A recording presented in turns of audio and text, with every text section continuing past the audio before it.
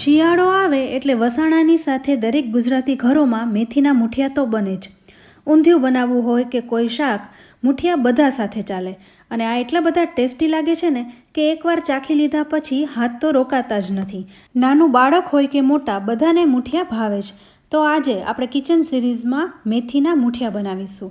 એકદમ ક્રિસ્પી, તેલ ભરાયા વગરના, અને તમારે બહારગામ ફરવા જવું હોય ને તો પણ 8 થી 10 દિવસ સુધી સારા રહે એ રીતે બનાવીશું. તો ચાલો શરૂ કરીએ.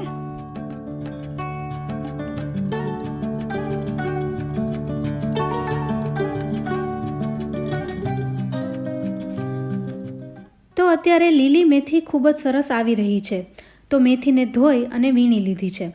હવે આ મેથીને એકદમ બારીક સમારી લેવાની છે.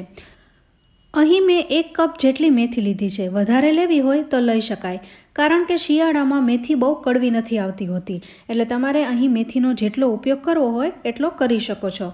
તો અહીં 1 કપ મેથીને મેં ઝીણી ઝીણી સમારી લીધી છે. હવે એક આપણે બાઉલ લેવાનું છે, એમાં જ આપણે લોટ બાંધી લઈશું. તો સૌપ્રથમ આપણે 1 કપ મેથી ઉમેરી દેવાની છે. ત્યારબાદ આપણે 1/4 કપ જેટલો ઘઉંનો લોટ લેવાનો છે. આ ઘઉંનો લોટ એકદમ રવા જેટલો કરકરો છે. યુઝ્યુઅલી આપણે ઊંધિયામાં ચણાના કરકરા લોટ અને મેથીના મુઠિયા બનાવતા હોઈએ છીએ, પણ આજે આપણે લાંબો સમય સુધી ચાલે અને નાસ્તામાં ખાઈ શકાય એટલે ઘઉંના કરકરા લોટમાંથી બનાવીશું. હવે સરસ બાઇન્ડિંગ આવી જાય એના માટે 2 ચમચી જેટલો ચણાનો લોટ ઉમેરીશું. ચણાનો લોટ ઉમેરી બધું સારી રીતના આપણે મિક્સ કરી લઈશું, એટલે આપણે મેથીનો અંદાજ આવી જાય. જો તમને અહીં મેથી ઓછી લાગતી હોય તો વધારે ઉમેરી શકો છો. તો અહીં બધું મિક્સ થઈ ગયું છે, તો 2 ચમચી જેવી લીલી કોથમરી ઉમેરીશું. કોથમરી ઉમેરવાથી એકદમ સરસ સુગંધ આવે છે. હવે આપણે આમાં બધા મસાલા કરી લેવાના છે. તો સૌપ્રથમ આપણે અહીં 5 ચમચી જેટલી હિંગ ઉમેરીશું. સાથે 5 ચમચી જેવી હળદર ઉમેરીશું, 1 ચમચી ધાણા જીરું અને 1 ચમચી મરચું ઉમેરીશું. અહીં તમારે લીલા મરચાંની પેસ્ટ ઉમેરવી હોય ને તો પણ ઉમેરી શકાય. અને સૌથી ઇમ્પોર્ટન્ટ વસ્તુ એ છે તલ. તો અહીં 2 ચમચી જેવા તલ ઉમેરીશું. તલ ઉમેરવાથી મુઠિયામાં એક નટી ફ્લેવર આવશે જે એકદમ ટેસ્ટી લાગે છે. સાથે 3 ચમચી જેવી ખાંડ ઉમેરીશું. અહીં મેથીના કડવા ટેસ્ટને બેલેન્સ કરવા માટે આપણે 3 ચમચી જેવી ખાંડ ઉમેરી છે. સાથે સ્વાદ પ્રમાણે એટલે કે પોણી ચમચી જેવું મીઠું ઉમેરીશું અને મુઠ્ઠી પડે એટલું મોણ ઉમેરવાનું છે. મોણ ઉમેરવામાં કચાશ નથી કરવાની. તો 5 ચમચી જેવું તેલ ઉમેરી દેવાનું છે. સારી માત્રામાં તેલ ઉમેરેલું હશે ને તો મુઠિયા લાંબો ટાઈમ સુધી ખરાબ પણ નહીં થાય અને એકદમ ક્રિસ્પી રહેશે. તો હવે તેલ ઉમેરી દીધું છે અને બધું સારી રીતના મિક્સ કરી લેવાનું છે.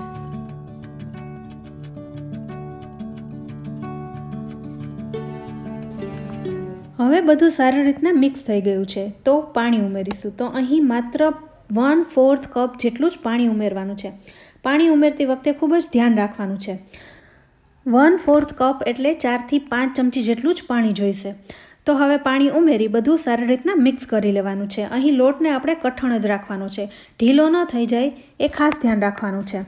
આપણે અહીં ઘઉંનો કરકરો લોટ લીધો હોવાથી પાણી હજુ પીશે એટલે વધારે કઠણ બનશે. તો લોટ અહીં ભેગો કરી 10 મિનિટ રેસ્ટ આપીશું. તમે અહીં જોઈ શકો છો આપણે 1/4 કપ જેટલું જ પાણી ઉમેર્યું છે. આટલા જ પાણીમાં લોટ બંધાઈ ગયો છે. તો હવે આ લોટને આપણે 10 મિનિટ રેસ્ટ આપીશું. તો ઢાંકી સાઈડમાં રાખી દઈશું. હવે 10 મિનિટ થઈ ગઈ છે, તો આપણે હવે આ લોટમાંથી મુઠિયા બનાવી લઈશું. તો અહીં તમે જોઈ શકો છો લોટ છે એ કઠણ જ છે, ઢીલો નથી. લોટમાં પાણીની માત્રા ઓછી રાખવાથી એ લાંબો ટાઈમ સુધી સારા રહે છે અને તળાતા એ જલ્દી ક્રિસ્પી થઈ જાય છે. તો હવે આ લોટમાંથી નાના નાના લુવા લઈ મુઠિયા બનાવી લેવાના છે. આપણે પેંડાની જેમ ચપટા મુઠિયા બનાવી લઈશું. એટલે એક જ બાઇટમાં એક મુઠિયું ખવાઈ જાય એવડા મુઠિયા આપણે બનાવીશું.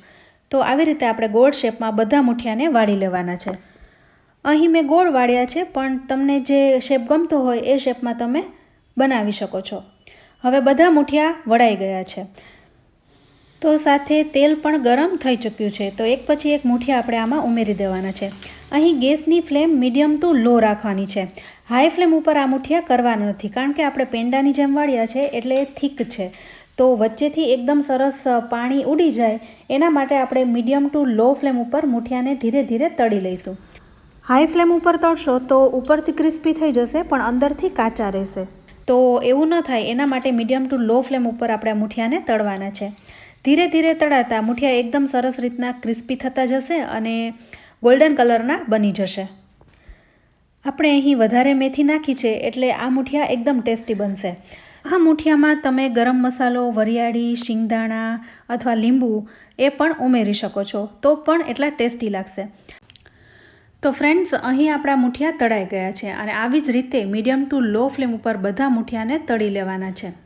તો ફ્રેન્ડ્સ, તમને આજના આ મૂઠિયાની રેસીપી કેવી લાગી? તમે પણ આ રીતે બનાવજો અને તમારો ફીડબેક અમને કમેન્ટ બોક્સમાં જરૂરથી આપજો. આ મૂઠિયા એકવાર બનાવી તમે એનો 8 થી 10 દિવસ સુધી ઉપયોગ કરી શકો છો. બહાર ગામ ફરવા જાઓ તો પણ સાથે લઈ જઈ શકો છો. તો રેસીપી સારી લાગે તો વિડીયોને લાઇક અને શેર કરજો.